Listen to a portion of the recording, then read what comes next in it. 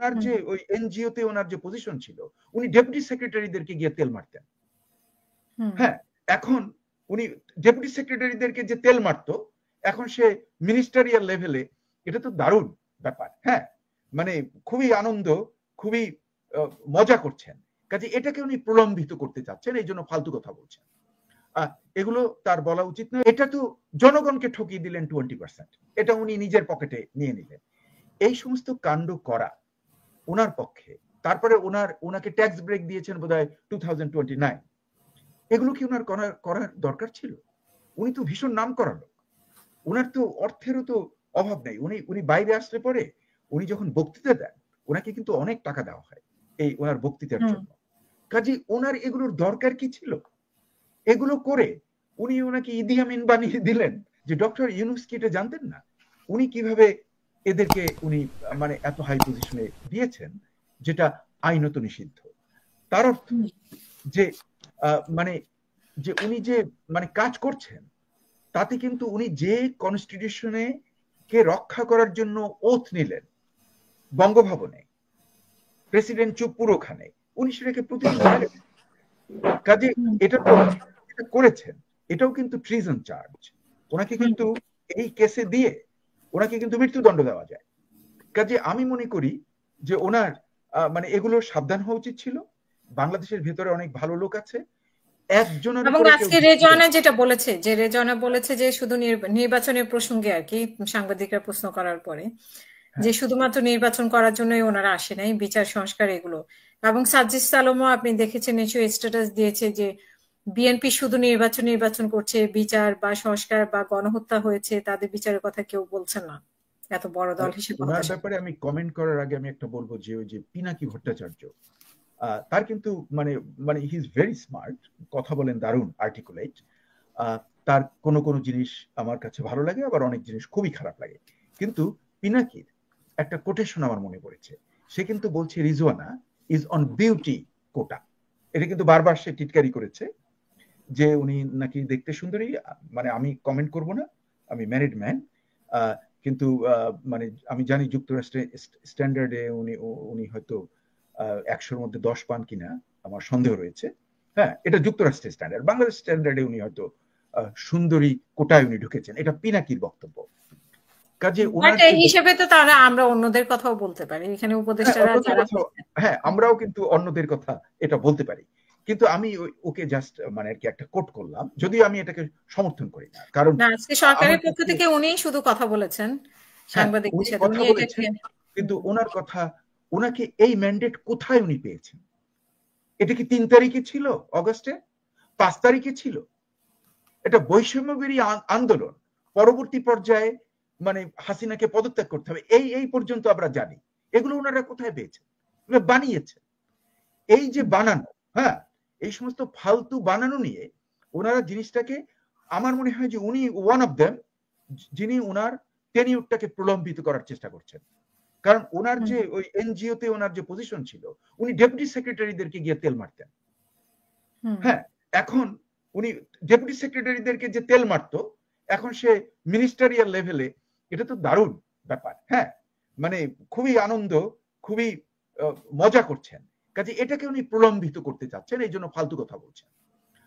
এগুলো তার বলা উচিত নয় এবং আমরা এটাকে সমর্থন করি না। আচ্ছা, আমি ডক্টর ইউনূসকে আমি কিন্তু আই টেল ইউ, মানে আমি কিন্তু তার অনেক প্রশংসা করেছি আপনাদের বিভিন্ন টক শোতে, এবং এখনো আমার কাছে কেন জানি আমি মানে সামহাউ আই লাইক হিম। কিন্তু তার কতগুলো জিনিস আমি কিন্তু সমালোচনা করব, তার করা উচিত হয়নি। তার কি মালয়েশিয়াতে ম্যান পাওয়ার এক্সপোর্টের আদম ব্যবসায় ওনার নাম লেখানোটা আমার কাছে বিস্ময়। উনি ওই যে ডিজিটাল ওয়ালেট, যেখানে যেখানে লাভ, হ্যাঁ, যেখানে খুব টাকা টাকা পাওয়া যায়, যে সুখবর দিলেন 1.5 লক্ষ না কত যেন বাংলাদেশ থেকে নেওয়া হবে, সেই না সেটা তো এমনিই যেত, কিন্তু উনি যে এইটার আদম ব্যবসায় লাইসেন্সটা নিয়ে নিলেন নিজে, এটাকে আমরা বলি কনফ্লিক্ট অফ ইন্টারেস্ট। এটা কি উনি জানেন না?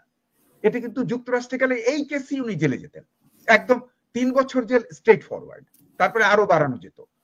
কাজে এই যে জিনিসগুলো উনি করেছেন, যে উনি আদম ব্যবসাটাকে নিয়ে নিলেন, তারপরে উনি নিলেন ডিজিটাল ওয়ালেট, তারপরে উনি ওনার কেসগুলোকে সমস্ত করলেন, কিন্তু অন্য কেস করলেন না। তাহলে সব কেস করা উচিত ছিল।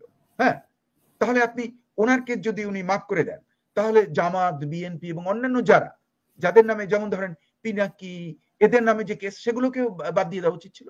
There must be a consistency. কিন্তু দেখুন, আমি কিন্তু পিনাকির ভক্ত নই, কিন্তু আমি বললাম যে একটা কনসিস্টেন্সি দরকার। হ্যাঁ, কিন্তু উনি সেটা করলেন না। তারপরে উনি করলেন কি, ওনার ট্যাক্সকে উনি মাফ করে দিলেন। শুধু তাই নয়, গ্রামীণ ব্যাংকের যে ওনারশিপ গভর্নমেন্টের, যেটা 25 থেকে উনি 5-এ নিয়ে আসলেন। What does that mean? এটা তো পাবলিক। 25% গভর্নমেন্টের মালিকানা। মানে আমি জানি না এটা কোন টাইপের লিমিটেড কোম্পানি, মানে আমি যুক্তরাষ্ট্রের নিয়মটা ভালো করে হ্যাঁ, এই যে নিয়ে নিলেন উনি, এটা তো জনগণকে ঠকিয়ে দিলেন 20%। এটা উনি নিজের পকেটে নিয়ে নিলেন। এই সমস্ত কাণ্ড করা ওনার পক্ষে, তারপরে ওনাকে ট্যাক্স ব্রেক দিয়েছেন বোধহয় 2029। এগুলো কি ওনার করার দরকার ছিল? উনি তো ভীষণ নাম করা লোক, ওনার তো অর্থেরও তো অভাব নেই। উনি বাইরে আসলে পরে উনি যখন বক্তৃতা দেন, ওনাকে কিন্তু অনেক টাকা দেওয়া হয় এই ওনার বক্তৃতার জন্য। কাজে ওনার এগুলোর দরকার কি ছিল? এগুলো করে উনি ওনাকে ইদি আমিন বানিয়ে দিলেন এবং ওনাকে অপমান হয়ে। এবং আমি অবাক হব না উনি যদি ওনার ক্ষমতা প্রলম্বিত করার চেষ্টা করেন, তাহলে উনি কিন্তু ক্ষমতা হারাবেন খুব জঘন্যভাবে। এবং আরো একটা ব্যাপার, আমি কিন্তু অনেক দিন ধরে, আমাকে একটু 1 মিনিট সময় দেন, আমি কিন্তু আপনাদের চ্যানেলে বলেছিলাম, সেটাই কিন্তু ঘটলো। ওটাও একটা কাকতালীয় ব্যাপার। আমি কিন্তু বারবার বলছিলাম যে বিএনপি যদি একটা মিটিং ডাকে, রেস করছে, এবং তারা যদি মনে করে যে আমরা আজকে 20 লক্ষ লোক আনবো, তারা কিন্তু আনতে পারে, 20 লাখ তারা আনতে পারে। আমরা অতীতে দেখেছি, যখন হাসিনা বাধা দিত, তার মধ্যেও কিন্তু তারা 20 লাখ এনেছে। হ্যাঁ, হেঁটে চলে আসতো, আমরা দেখেছিলাম। হ্যাঁ, এবং তাদেরকে নিয়ে যদি বলে যে আমরা এই 1 মাইলেরও কম শর্টকাট মিন্ট রোডের ভিতর দিয়ে আমরা একটু যমুনাতে গিয়ে একটু করব, যেটা এই করেছে, ইশরাক করেছে, এরকম একটা বিরাট ভিড় নিয়ে যদি যায়, সামরিক বাহিনী তাদেরকে বাধা দেবে না, পুলিশ তাকে বাধা দেবে না। হঠাৎ করে তারা তাদের মন চেঞ্জ করলো, বললো যে আপনি এখন রিজাইন করেন। এবং দেখা গেল যে যমুনাতে তার ক্যাবিনেট মেম্বাররা আছে। আমি কিন্তু এটা অনেকবার আপনাদের বিভিন্ন চ্যানেলে বলেছি যে তাহলে আমরা দেখেছি বলশেভিক বিপ্লবের সময় যখন এরকম সিজ করা হয়েছিল, তখন কেরেনস্কি গভর্নমেন্টের মন্ত্রীরা অনেকে নেভা নদীতে ঝাঁপিয়ে পড়েছিল। আমি সেন্ট পিটার্সবার্গ ভ্রমণ করেছি গেস্ট হিসেবে, ওদের গেস্ট হিসেবে, রাশিয়ান গেস্ট হিসেবে, এবং আমি দেখেছি ওই যে কোথা দিয়ে ওরা লাভ দিয়েছিল। কাজেই এই যে যমুনার পাশে কোনো খাল নাই, কোনো নদী নাই, এরা কোথায় লাভ দেবে? এদের তো সবার তো অবস্থা 12টা বেজে যাবে। এবং তখন যে জনগণ যে খেপে যাবে, তারা যদি তখন বলে যে হ্যাঁ ইনুস, তুমি তোমার যে সাঙ্গপাঙ্গদেরকে দিয়ে যে অগ্নি সংযোগ এবং যে বুলডোজার সংস্কৃতি করেছো, আমরা এইটাই এখন তোমার উপরে অ্যাপ্লাই করবো। তোমার ভাইয়ের বাড়ি গিয়ে আক্রমণ করবো। আমার খুব শ্রদ্ধেয় এবং আমার খুবই ঘনিষ্ঠ লোক, আমি নাম বলবো না, ওনার ছোট ভাই, আমার সঙ্গে ফিজিক্সের কলিগ, একসময় আমার প্রফেসর ছিলেন, মানে অ্যাসিস্ট্যান্ট প্রফেসর ছিলেন। সো এদের বাড়িতে গিয়ে যদি আগুন দিয়ে দেয়, এবং যদি ওই গ্রামীণ ব্যাংকে গিয়ে আগুন দেয় এবং আপনার ইসে দেয়, তাহলে মানে এটা কি একটা ভালো জিনিস? এটা তো একটা মানে জঘন্যতম ব্যাপার। হ্যাঁ, এবং এই ধরনের কাজ যাতে না হয়, ওনার ইমিডিয়েটলি দরকার যে উনি মানে পরিস্থিতি এখনো ভালো রয়েছে, উনি রিজাইন দিয়ে এখনই কেটে পড়ুন এবং মানে ক্ষমতাকে ট্রান্সফার করুন, এবং একটা নিরপেক্ষ সরকার, নিরপেক্ষ তত্ত্বাবধায়ক, নট ইন্টারিম, বুঝছেন আমি যেটা বলছি, নট অন্তর্বর্তী। কনস্টিটিউশনের যে তত্ত্বাবধায়ক আছে, সেখানে সুপ্রিম কোর্টের chief justice could be there, এবং মানে এক্স চিফ জাস্টিস একজনকে ধরে নিয়ে আসেন, তাকে করে উই ক্যান ডু, মানে একটা নিরপেক্ষ নির্বাচন হোক, এবং সেই নির্বাচনে যেই উইন করুক। বলা যায় না, এনসিপি যদি ভালো আইডিয়া নিয়ে যায় তাহলে তারা আসতে পারে। অসংখ্য ধন্যবাদ। এবং এটাই আমাদের হওয়া উচিত।